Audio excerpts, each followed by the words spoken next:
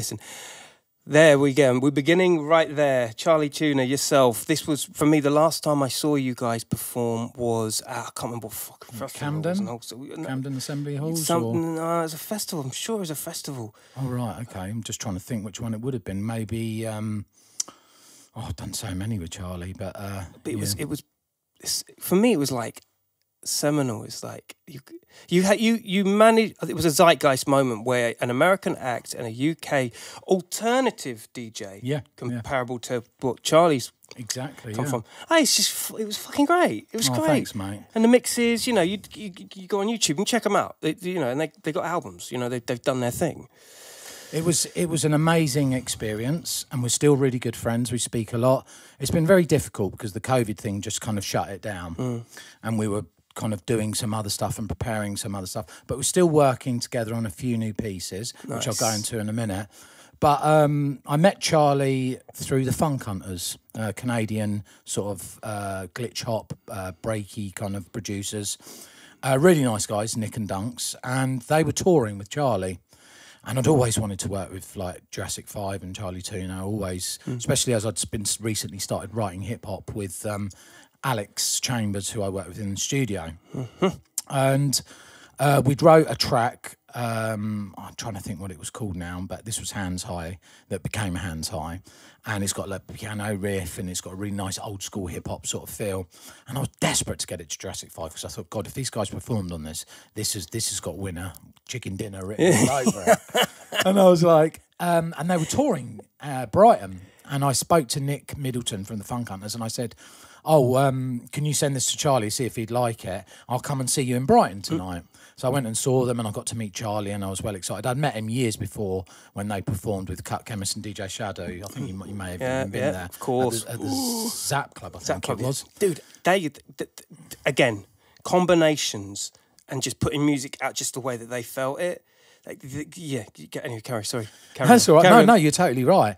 And inspiring shit. Yeah, definitely. I was always in love with the whole sort of party, funky, just really nice hip hop vibe. And that's why I felt this track fitted like Charlie's and the rest of the guys' voices. And Charlie loved it. And Nick said, why don't we, if I'm in the studio the next day. So I think this was a Wednesday night. So Thursday night I was in the studio in Mepham in Kent. And Nick came down with Charlie and got him. And lucky, if it wasn't for Nick, this would never have happened. Charlie loved the track. And I was like, oh my God, I can't believe I've got Chali 2Na in the studio. Yeah. Bang! And the magic happened. He wrote like the track Hands High in like 3 hours. And he used some of the vocals from Going Outside, and he saw a barn owl, and he used that in the lyrics and just other little things. And he absolutely nailed it. And it was the beginning of something really special. And we just connected really well. He just loved the vibe that me and Alex were creating in the studio. It was just a wonderful environment. He loved the sound. It was different. It kind of had a slightly electronic, sort of different style drums, but it was still funky. It had that backbone of funk, and just it was organic. It was really real, and Charlie really liked that. And I wasn't like your traditional turntablist DJ, I use CDJs, but I could scratch and I could cut. He does cut. He cuts hard.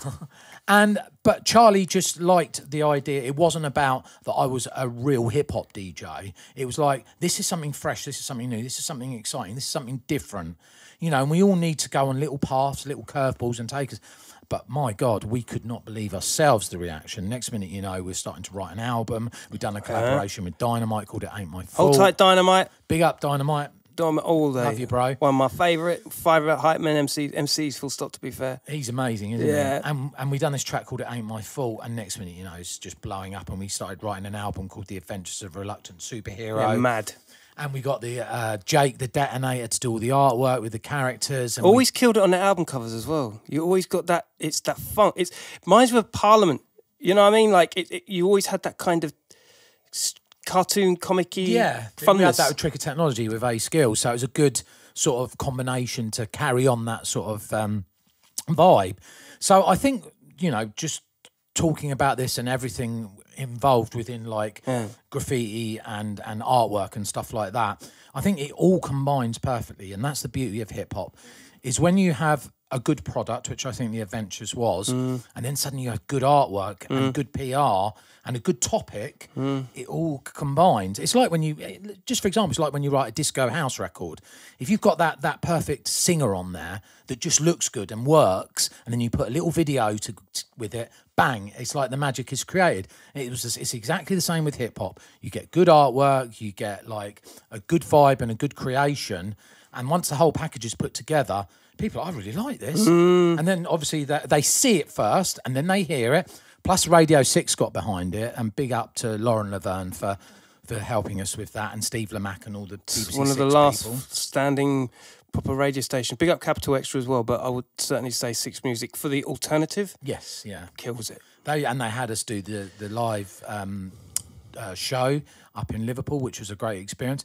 And then suddenly me and Charlie were just touring the world, and we were both, it both happened quite unexpectedly for us.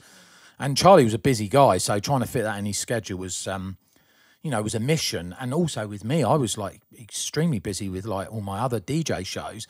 So I had to speak to my manager and make a decision. And then next minute, we're touring Australia and Canada, and no, we didn't actually tour Canada, America, New Zealand and Europe. Like Europe was crazy busy. And we must have done about 250 shows in like 3 years.